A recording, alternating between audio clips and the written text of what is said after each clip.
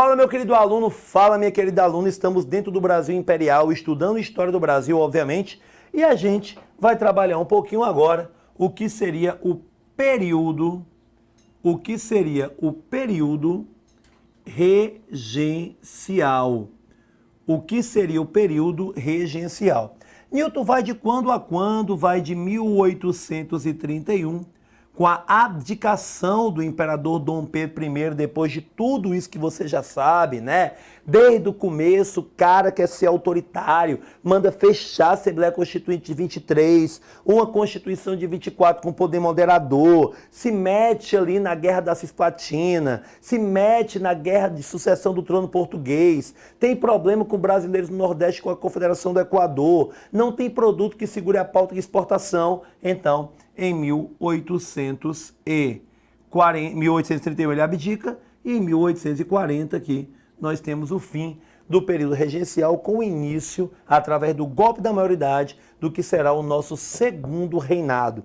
O nosso período regencial, ele pode, no PPT eu dividi em 4 partes, certo? Aqui eu vou dividir em 3 e vou explicar por quê. Eu tenho uma regência que eu chamo de regência trina provisória, Eu tenho aqui uma regência trina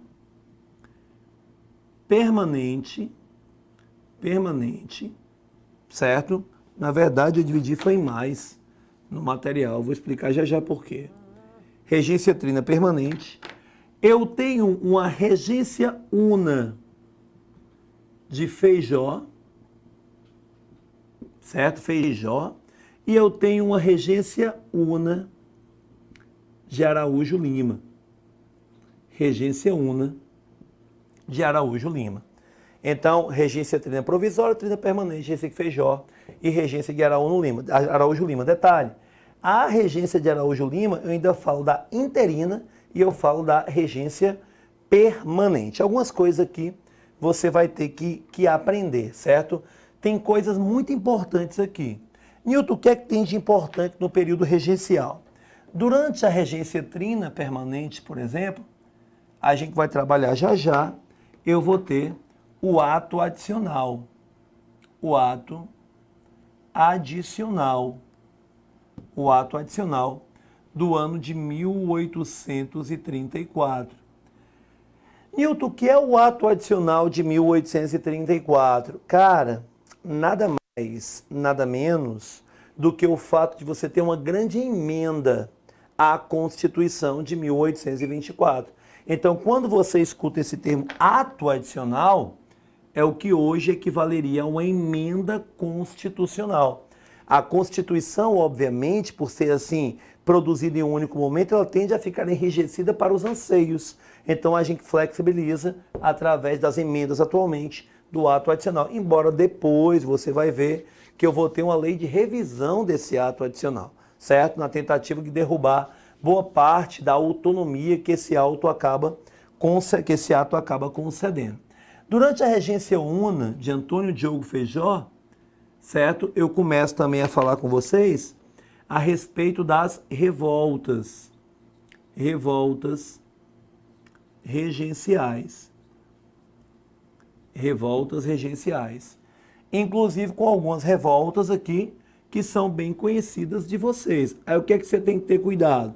Geralmente eu peço ao meu aluno ele ter cuidado para não confundir revoltas regenciais com revoltas nativistas ou revoltas de qualquer outro período, certo, da história do Brasil. Então, revoltas regenciais.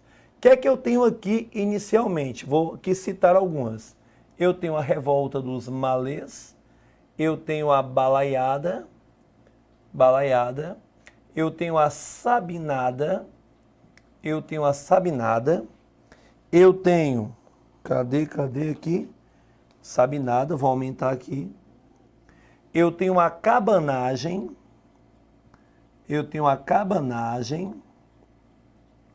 e eu tenho a farroupilha, e eu tenho a farroupilha. Então essas aqui são as principais, porém não únicas, revoltas do período regencial. Newton, A gente vai poder falar aprofundadamente de cada uma nessa aula? Não, porque a gente só tem 30 minutos, de 25 a 30 minutos, para que a gente possa falar sobre período regencial. Então, é o que há de mais importante, é o que cai na prova, porque a nossa função aqui, nada mais, nada menos, é do que te dar mastigadinho o que é cobrado na sua prova, o que é cobrado na sua prova. Então, aqui eu tenho as principais. Aí eu tenho Bahia, Maranhão, Pará e o que hoje corresponde ao Rio Grande do Sul. O que hoje corresponde ao Rio Grande do Sul. Então, o que é que a gente vai fazer agora? A gente vai primeiro justificar o motivo pelo qual existe um período regencial no Brasil. Então, vamos botar bem aqui, pegar o vermelho e vamos ver aqui o capítulo 5. Capítulo 5. Newton, tá sem acento, Newton, pelo amor de Deus. Capítulo tá sem acento, regência tá sem acento, império tá sem acento. E daí?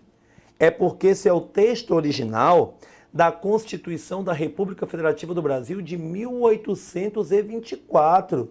Então, na época, a grafia era um pouco diferente do português que você vê hoje. O capítulo 5, ele é destinado a quê? A regência na menoridade, que é o que vai acontecer, ou impedimento do imperador. A abdicação de Dom Pedro I levará ao poder um jovem de aproximadamente 5 anos, fazendo com que, assim, o artigo 121 tenha que ser acionado em conjunção com o 122. Olha aqui, ó, o imperador é menor de idade até os 18 anos. Então, a maioridade por imperador é 18 anos. Olha, anos com 2 N's aqui, ó, completos, ok? Durante esse período em que ele tem menos de 18 anos, o império será governado por uma regência, a qual pertencerá na parente mais chegada do imperador, segundo a ordem de sucessão, e que seja maior de 25 anos. Então, eu tenho aqui, certo, uma regência instaurada no Brasil. Ah, Newton, mas espera ainda. Que regência é essa? Que regência é essa? Antes de falar da regência propriamente dito, eu tenho para você uma ideia do que você tem de mais importante, ou uma boa parte do que você tem de mais importante dentro da trajetória política do Brasil naquele momento. Vamos lá. Dentro do período regencial, eu tenho grupos políticos que você precisa conhecer. Newton, quais são os grupos políticos? O primeiro grupo que eu lhe apresento é o grupo dos restauradores. Eles também podem ser chamados de caramurus ou retrógrados, certo? Newton, se você lembrar um pouquinho do primeiro reinado, no primeiro reinado eu tenho os brasileiros e eu tenho os portugueses, certo? Qual seria a vertente que deu origem aos restauradores? Obviamente, são os ex-membros do Partido Português. Newton, e o que é que eles querem, pelo amor de Deus? Uma monarquia forte e centralizada. Newton, mas pelo amor de Deus, é só isso? Não, um retorno do imperador Dom Pedro I. E sofrem com isso até metade da década de 30, quando esse imperador ele vai morrer de tuberculose ou de outra doença aí, certo? Durante as suas aventuras amorosas, que eram muitas. Então, primeiro grupo político que você deve conhecer são os restauradores. O segundo grupo político que você vai conhecer são os liberais, só que de um tipo, os liberais moderados. Então deve ter outro tipo liberal, que eu vou chamar de outra forma, como por exemplo exaltado. Também podem ser chamados de chimangos. Então liberais moderados ou chimangos, ex-membros do Partido Brasileiro e formado principalmente por aqueles que querem, certo, uma amenidade no poder monárquico do imperador, e essa amenidade ela estava presente na autonomia. Só que quando eu falo dos liberais moderados, eles querem que o imperador ele continue no poder, o poder monárquico continue existindo. O que eles querem é uma descentralização política. Então eles já pensam em uma forma de Estado diferente da forma de Estado unitária, que é a forma de Estado que você viu no primeiro reinado. Eles querem uma forma de Estado que garanta às províncias certa autonomia. E a forma de Estado é a forma de Estado federativo. Enquanto os restauradores, os retrógrados, certo? Aqueles que você viu agora há pouco comigo, eles querem um poder centralizado fortíssimo, inclusive com o retorno do imperador. Os liberais moderados, eles querem mais autonomia, mas eles continuam sem querer mudanças tão profundas. Eles são, em sua boa parte, latifundiários, donos de escravos e que não querem ver, por exemplo, uma mudança nesse setor. Perfeito até então? Newton tem outro grupo? Ainda tem um terceiro grupo, ó. São os liberais exaltados, certo? Também chamados de jurujubas ou farroupilhas. Então vem cá, Newton. Quer dizer que eu tenho os caramurus, os chimangos e os jurujubas. Quer dizer que eu tenho os restauradores, liberais moderados, liberais exaltados. Exatamente. Aqui eu tenho mais profissionais liberais, certo? Eu tenho um grupo mais heterogêneo, inclusive com a presença desses aqui, funcionários públicos, e esses aqui, eles querem a extinção do poder moderador, a extinção da vitaliciedade do Senado. Então esses indivíduos aqui, eles são indivíduos com propostas um tanto quanto mais modernas para a época, se comparado com, por exemplo, a proposta dos chimangos, dos liberais moderados. Então, por favor, não esqueça, vamos botar bem aqui. Durante esse período, você não pode esquecer, certo, dos grupos políticos existentes, E estes grupos políticos aqui, eles estão presentes na figura de quem? Na figura dos caramurus, na figura dos chimangos e na figura dos jurujubas. Então, caramurus, chimangos e jurujubas, falei da experiência de cada um. Newton, vem cá, meu querido. Como é que foi a divisão da regência mesmo? Vem comigo. Vamos botar aqui um vermelhinho, certo? A primeira é a regência trina provisória. Ela está ali, ó, presinha, certo? Um pouco mais de um mês aí, no ano de 1831. Eu tenho como regente o Francisco de Lima e Silva, o pai do Duque de Caxias, o senador Nicolau dos Campos Vergueiro e o Marquês de Caravelas. Isso foi porque eu precisava da formação de uma regência enquanto o poder legislativo estava de recesso. Aí vem a regência trina permanente, bem aqui, ó, de 31 a 35. Então, o ato adicional está dentro dela, de 1834. Aí eu tenho como regente, novamente, o Francisco de Lima e Silva, o João Braulio Muniz e o José da Costa Carvalho. Aqui eu tenho parlamentares como regentes. Já a gente fala desse ato adicional, tá ok? Eu tenho a regência una de alguém que articulou essa regência una, que é o próprio Diogo Antônio Feijó, certo? Com medidas liberais. E eu tenho a regência una de Araújo Lima, parte interina, em 37, e depois, certo, a permanente de 38 a 40, quando o golpe da maioridade vai colocar esse Araújo Lima para correr, tá ok? Para evitar que os conservadores tivessem mais tempo no poder, os liberais articulam o tal do golpe aí da maioridade. Quer ver um mapa legal? Quer ver um mapazinho para tirar o print para levar para a prova? Vem comigo, olha o que é que eu tenho bem aqui para você ver, certo? Eu tenho as principais revoltas regenciais. A cabanagem, olha a corzinha que eu tenho. Então você nota, ó, estamos falando do Pará. Eu tenho a balaiada, olha a corzinha que eu tenho. Eu estou falando do Maranhão. Eu tenho a sabinada e a revolta dos malês, olha a corzinha que eu tenho. Eu estou falando da Bahia. Eu tenho Farrapos, Joseph Garibaldi, Anita Garibaldi, Bento Gonçalves. Eu tenho aqui, certo, o território de Santa Catarina e Rio Grande do Sul, o sul do país. Bem aqui eu tenho, certo, o Pará e o Amapá, parte do norte do país. Então, essas aí são as revoltas do período regencial. Vem para cá. Humberto, vem para cá. Nilton, por que eclodem tantas revoltas nesse período? Cara, por um motivo simples, para ser sincero. Eclodem muitas revoltas porque eu não vou ter a figura do imperador aqui. Nilton, eu não estou entendendo. Vem cá. De repente eu estou acostumado com o poder monárquico centralizado nas mãos de um cara que é um déspota, que é o Dom Pedro I. De repente ele abdica, o poder vai para a mão dos regentes. Os regentes têm o poder moderador suspenso.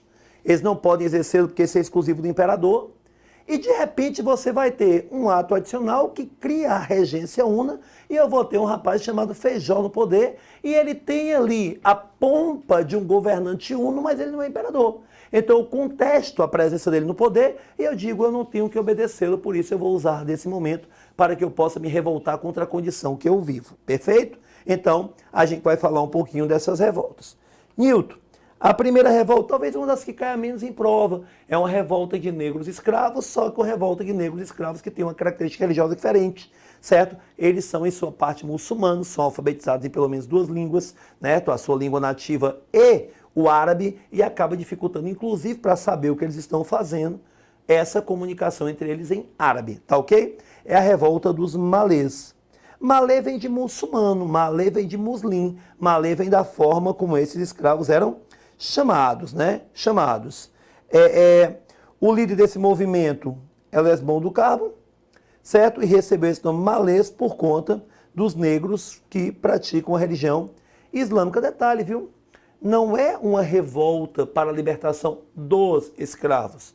É uma revolta dos negros islâmicos, que inclusive se atingissem o seu objetivo, eles gostariam da escravidão daqueles que não são islâmicos e dos brancos. Nilton, deixa eu te falar uma coisa. Eu tenho aqui algumas motivações principais. Dentre essas motivações, eu tenho a Constituição de 24, porque a Constituição de 24 estabelece o catolicismo como religião oficial e esses negros são muçulmanos. Então aqui, ó, a imposição do catolicismo é um fator, certo? O escravismo, obviamente, quem é que quer ser escravo, né? E a concentração fundiária, muito na mão de poucos, né? Me perdoe, muito na mão de poucos e pouco na mão de muitos, fazendo com que assim eu tivesse efetivamente, certo, uma concentração, uma desigualdade. Traição, Domingos Fortunato acabou traindo o movimento e a Guarda Nacional puniu todos com muita violência. Esse evento ocorreu na Bahia em 1835. Ele é um evento de um dia, de uma noite. Então, a revolta dos malês acaba aí sendo cobrada para você. A cabanagem no Pará. De onde é que vem esse nome, Nilton? A população ribeirinha, né? Para cá, Humbertão. A população ribeirinha no Pará, em Pernambuco você também encontra isso, costumava viver sobre aquelas casas de palafitas, né? Palafitas. Então, eu tenho aqui a casa e eu tenho aquelas palafitas. E acima dessas palafitas, pequenos barracos, casas não tão bem estruturadas, né? Por isso que eles vão ser chamados de cabanos, por morarem nessas cabanas, né? Por morarem nessas cabanas. Você vai ver que esta rebelião ocorreu no Grão-Pará, eu mostrei para você, aquela partezinha do mapa que corresponde não somente ao Pará, né? E você vai ver que com a independência do Brasil, esse movimento, essa insatisfação se acirra e é um movimento que tem um caráter republicano. Detalhe, né? O Brasil, quando se torna independente, ele vai adotar um modelo que os outros países da América não adotam. Todo mundo adota a república, o Brasil adota a monarquia. O conflito é sangrento pela independência de outros países aqui. A gente vai na base da indenização mesmo que tenha violência. Mas assim, nesse momento aqui, o que eu mais quero é melhorar de vida. Então, esse movimento aqui vai ser um movimento de reivindicação de terras e melhores condições de vida. Só que esses revoltosos, lá por volta de 35, né, se estende até 36, entraram em choque contra as forças militares e adivinha, né? Eu vou ter aproximadamente 30 mil mortos, cerca de 20% da população estimada do Pará. Então, é um conflito insatisfeito com o rumo que a independência tomou insatisfação, a desigualdade social, concentração fundiária, e acaba no que acaba, lembrando que no material cada uma dessas está melhor explicada.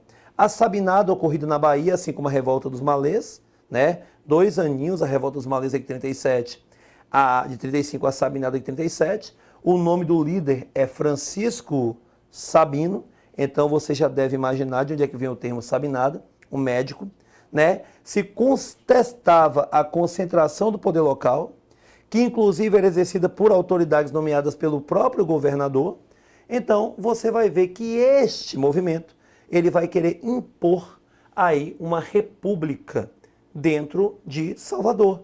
Inclusive chegam até a proclamar essa república, mas ela dura poucos dias. É uma revolta de caráter urbano, certo? E uma revolta também que você vai ver cujas lideranças serão executadas. Então vamos lá. Revolta dos Malês é uma revolta de escravos muçulmanos, contrários à imposição do catolicismo, contrários à imposição da escravidão, contrários inclusive, certo, a outros negros que não sejam muçulmanos. A cabanagem, certo, más condições de vida da população mais ribeirinha, certo, disputas políticas dentro do próprio Pará, fazendo com que assim a população, insatisfeita com os rumos à independência, procurasse aí, certo, reivindicar melhores condições de vida. E a Sabinada também, Salvador, estava numa situação um tanto quanto complicada, inclusive quando Salvador deixou de ser capital. Essa situação já faz com que isso se torne mais complicado. E eu vou ter um movimento separatista, republicano, que visa aí a implantação, certo, de melhores condições também para a província de Salvador, ok? Só mais 2 movimentos, a balaiada. Isso aqui, balaiada, certo, vem de um dos principais produtos do Maranhão, que é o algodão.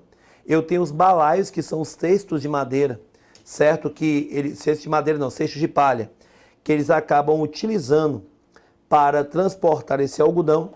E você vai ver que no caso da balaiada, eu tenho como principais elementos o aumento abusivo dos impostos e as disputas entre as autoridades locais pelo poder, né? Inclusive nessa região, eu tenho a disputa de 2 grupos, os liberais, que eram conhecidos como bentivis, e os conservadores, que eram conhecidos como cabanos. Então as disputas entre bentivis e cabanos, liberais e conservadores, acabaram também sendo um fator de influência da balaiada. E eu tenho a farroupilha. Essa que a gente vai falar um pouquinho mais dela depois, porque ela vai começar em 35 e vai até 45, ela é uma das mais duradouras, ao lado da cabanagem. Nilton, e o que é que você tem aí? Ora, cara, eu tenho o sul do Brasil baseado na economia agropecuária, porém você vai ter um descaso com essa produção agropecuária, fazendo assim com que muitos estancieiros liderados por Bento Gonçalves e José Garibaldi, eles se voltassem contra o poder central, inclusive, né, decretando aí uma república sul-rio-grandense. Quem nunca foi no sul e veio gritando a frase, o sul é meu país, né? Mas porque tem uma herança aí histórica, esse movimento, ele só será solucionado no segundo reinado, mais precisamente em 1845, mais precisamente em 1845. E para eu ficar feliz, sabendo que eu dei todas as informações que você precisava para uma prova, obviamente a gente pode falar mais 2 horas de período regencial, mas a gente pode falar da criação da Guarda Nacional, certo? Uma guarda financiada com dinheiro de latifundiários, porque não se acreditava naquele momento que o exército fosse capaz de dar sua proteção. Essa Guarda Nacional, inclusive, vai dar aos indivíduos que financiam esse título de coronel, que é um título que é elevado com o passar do tempo e acaba sendo o título utilizado pelos líderes políticos que têm também força militar no interior, por exemplo, do Nordeste brasileiro. Então a gente podia falar de muita coisa, a gente podia falar, certo, que querendo ou não é durante esse período regencial que as províncias elas pegam um pouquinho dessa autonomia, que as províncias respiram um pouquinho do que seria uma forma federativa, mesmo que essa forma federativa não seja implantada, e isso se dá através de quê? Isso se dá através do ato adicional de 1834, né? É uma emenda à Constituição, como eu falei, vem para cá, Humberto, é uma emenda à Constituição, como eu falei, e eu tenho alguns pontos que são considerados pontos importantes desse ato adicional, certo? Nilton, como assim? Olha o que é que eu tenho aí. As Assembleias Legislativas Provinciais... Eita, Nilton! Então eu tenho os conselhos gerais de província, que estavam totalmente subordinados ao poder central, e eu tenho assembleias legislativas com competências legislativas próprias. Inclusive, aí no seu estado, você pode ter certeza, na capital do seu estado tem uma Assembleia Legislativa. É a sede do Poder Legislativo Estadual atualmente, e eu tenho a criação aí. Eles podem legislar sobre a polícia e economia municipal, certo? Precedendo, inclusive, propostas da Câmara. Criação e supressão de empregos municipais e províncias, a divisão civil, judiciária e até mesmo eclesiástica da província, e mesmo sobre a mudança da capital para um local mais conveniente, obras públicas, estradas, navegação, no interior da respectiva província, que não pertence à administração pública estadual, geral do estado, a fixação de despesas municipais e provinciais e os impostos para elas necessários, contanto que estes não prejudiquem as imposições gerais do Estado. Que Estado é esse? O Estado brasileiro. Newton não entende nada. Deixa eu te falar. Agora, quando o assunto é política, polícia, economia, navegação, estrada, divisão civil, judiciária, carga eclesiástica, obra pública, quem é que tem a competência para legislar e decidir? Quem é que tem? Ora, quem é que tem? A própria província. Então, o que é isso, Newton, pelo amor de Deus? É um gostinho pela autonomia. Só que, Newton, isso foi feito quando? Durante a regência trina permanente. Feijó vai fazer uso disso durante o momento em que tem a regência ona de Feijó. Porém, aquelas rebeliões acabam estremecendo Feijó no posto. Então, Araújo Lima vem como uma reação conservadora, inclusive revendo esse próprio ato adicional, e para não permitir que essa reação ela dure muito tempo, é que é dado o golpe da maioridade e antecipam a chegada de Dom Pedro II no poder. Tá ok? Aí já começa outra fase da história do Brasil, que é o segundo reinado, e sobre esse segundo reinado a gente fala em duas partes, em outros dois momentos. Perfeito? Espero que você tenha gostado. Tamo junto. Vamos para cima.